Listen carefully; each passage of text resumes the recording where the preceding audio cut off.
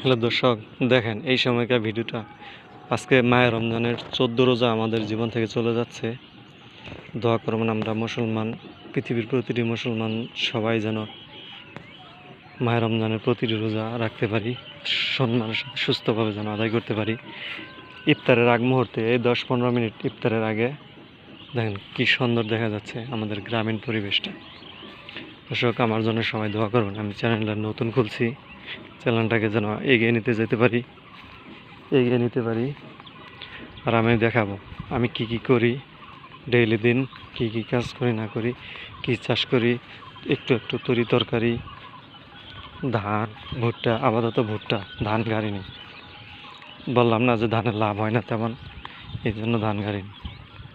তরকারি গাড়ছি, কিছু বেগুনের গাছ গাড়ছি, শুধু বিক্রি করার জন্য না, খাওয়ার জন্য।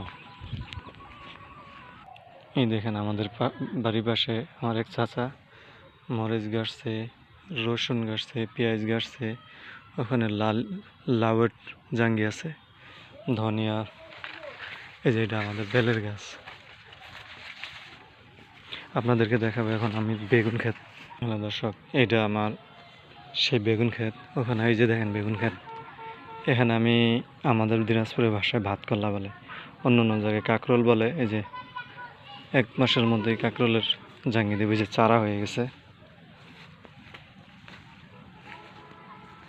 এই যে বেগুন, সময়ের ব্যস্ততার জন্য এই যে ভাত কলার চারা হয়ে গেছে।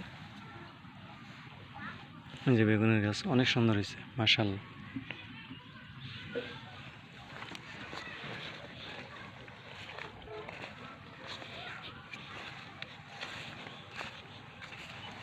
এই যে আমার বেগুন গাছ অনেক সুন্দর হয়েছে। আজকে উঠাইছি কিছু খাওয়ার জন্য, 14-15টা। এই যে বেগুন, অনেক সুন্দর বেগুন, পোকা নেই একটা। আর ওই পাশে ওই কাকরোলের গাছ নষ্ট হওয়ার পরে কাটছিলাম সিমও বহুত খাইছি। বাজার থেকে চারা কিনে এনে লাগাইছিলাম, আজকেও সিমও উঠাইছি। অনেক সুন্দর সিম হয়েছে। আগামী 1 মাসের মধ্যে এখানে দেখেন লাউয়ের গাছ আছে।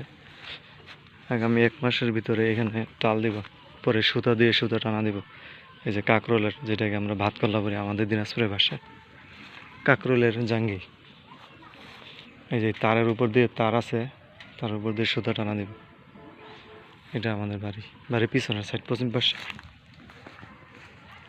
দর্শক, আমার কথার মধ্যে যদি কোনো রকম ভুল হয়ে থাকে তাহলে ক্ষমা করবেন, মাফ করবেন। আর ডেইলি দিন যেন আপনাদেরকে আমি কী করি না করি সেটা যেন দেখাইতে পারি।